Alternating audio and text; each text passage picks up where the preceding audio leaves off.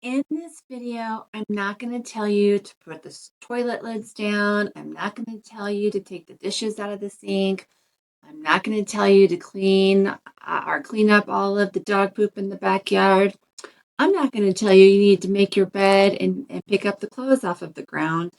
I'm not even going to tell you to declutter and take off all the personal items and all of the religious stuff off of the wall. Hi everyone, I'm Suri Adkins and welcome to my channel, or welcome back if you've been here before.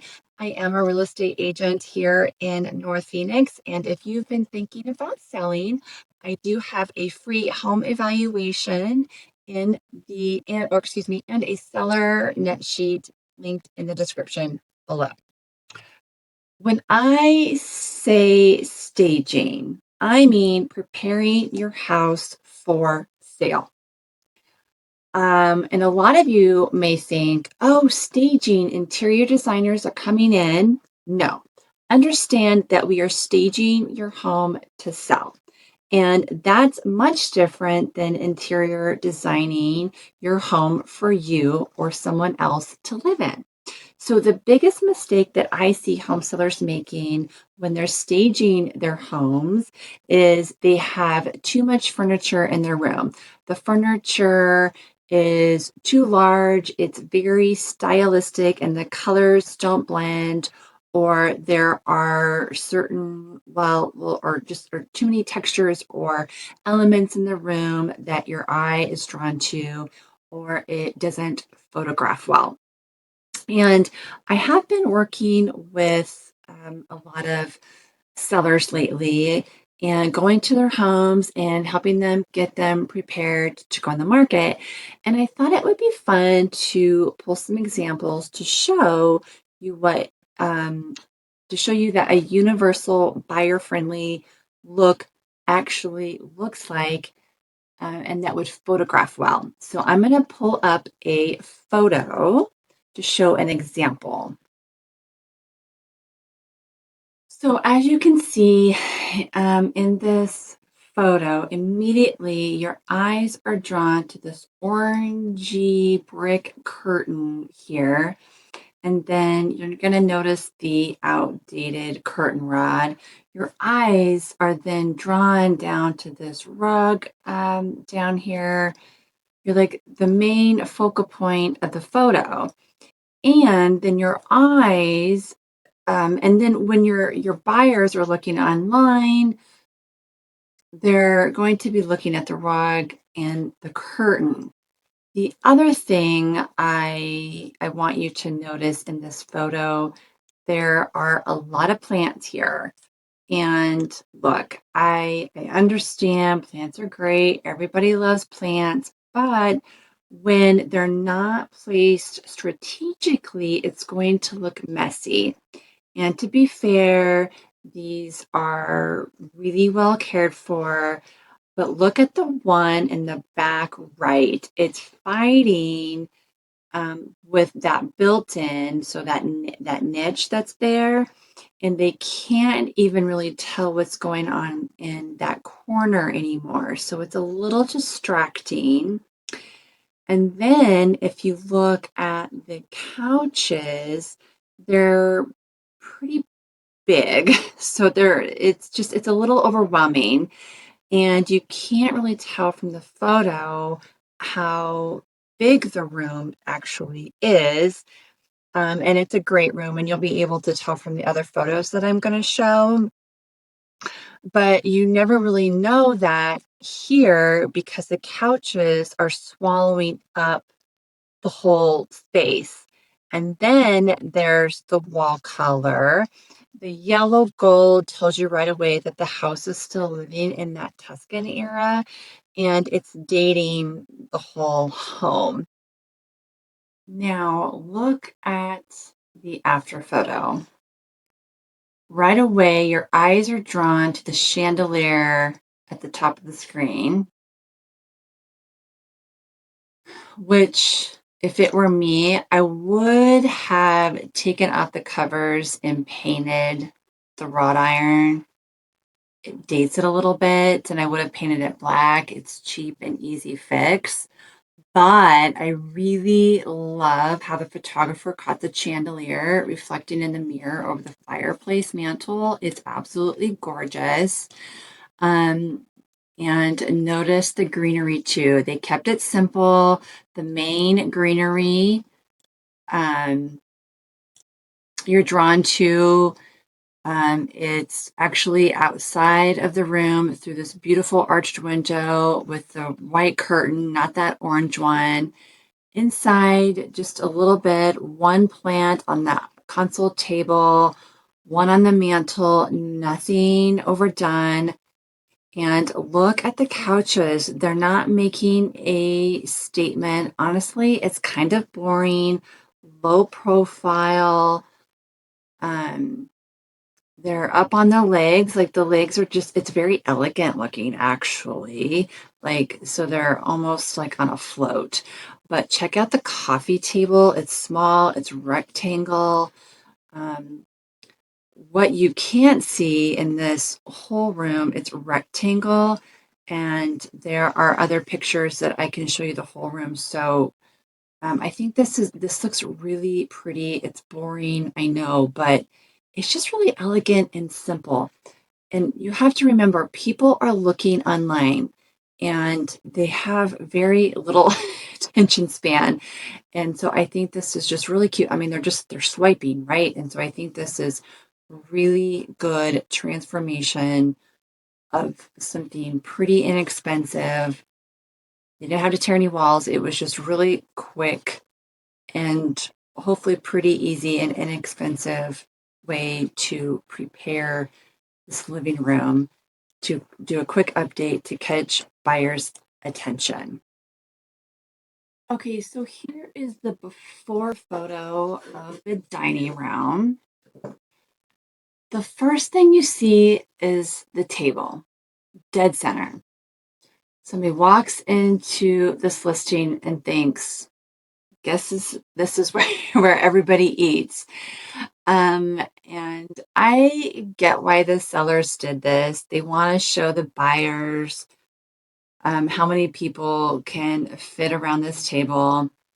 But it doesn't photograph well, and nobody really sits down and eats big dinners anymore unless it's a holiday. And look how tall the chairs are. And if you don't have much of a budget, what I would do is I would swap out the furniture. Even something simple as putting white slip covers over these chairs would help. White opens things up. It softens the look. I'd also pull out all of the leaves out of the table entirely and just make it small. Small furniture always reads as small or as reads as more space. The side table up against the wall is another issue. It's eating up way too much square footage. It just is a lot of stuff competing for attention in one spot. Then through the archway, there's yet another table with more high back chairs. It's cluttered in this space. But here's the thing, this is generally a beautiful house. Look at those ceilings with those beams. I absolutely love it. I love um, the placement of the chandeliers. It's absolutely gorgeous. It's just frustrating to see this room as a character is just buried underneath the furniture. So I want to show you the after photo. Okay, so I know a lot of you are probably thinking, is this even the same room? And it is. It reads completely different now. And to be honest, some of you are probably watching this thinking it's cold. Maybe it's even a little stark. But here's the thing to understand, this home is being sold online first. This is what buyers respond to on screen. They want clean, they want space, that they want to immediately understand what they're looking at. Going back to the kitchen table for a second, remember those high back chairs I mentioned? What they couldn't tell from the original photo is there's actually this gorgeous view in the back of this home. High back chair sitting right there in the front of this view is a missed opportunity. Low profile chairs let your eye travel straight through that archway to the real selling point here, which is that view.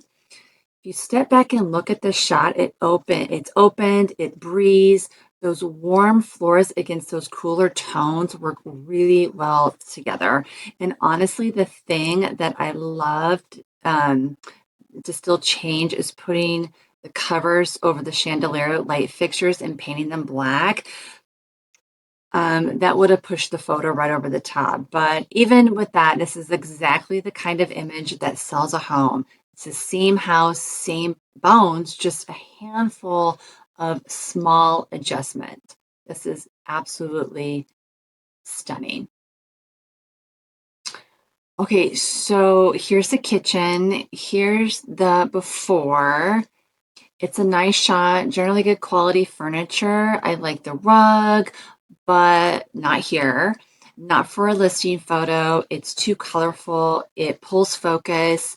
That piece behind the kitchen table is way too heavy and bulky for the space.